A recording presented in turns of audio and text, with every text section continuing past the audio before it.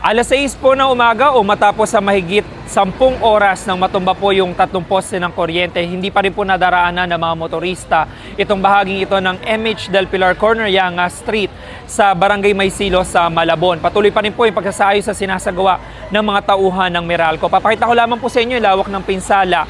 Ito pong isang malaking poste ng kuryente, natumba po yan doon sa nakaparadang tricycle dito sa kalsada. Ang kinukwento sa atin ng may-ari ng tricycle bago mag-alas 8 kagabi, malakas yung buhos ng ulan at malakas din yung hangin nung mangyari yung insidente. Nagulat na lamang daw po siya nang bigla na lamang natumba itong poste na ito na naputol mula po doon sa karugtong nito na bahagi ng poste. Buti na lamang po walang nasugatan dito sa insidente. At bumaha pa po dito sa lugar kagabi. Dalawa pa pong mas maliit na poste yung natumba, yung isa na doon sa may bandang likuran na ang tinumbok naman po ay yung bubong ng isang paupahang bahay, habang yung isa naman po ay lumaylay at sumabit dito sa kawad ng kuryente. Sa nakalipas sa magdamag po ay naging abala ang mga tauhan ng Meralco sa pagsasaayos dito sa mga pinsala na naidulot itong insidente at gumamit po sila ng crane at iba pang mga truck. May mga bahay po na walang supply ng kuryente dito sa Barangay Maysilo dahil nga po dito sa mga natumbang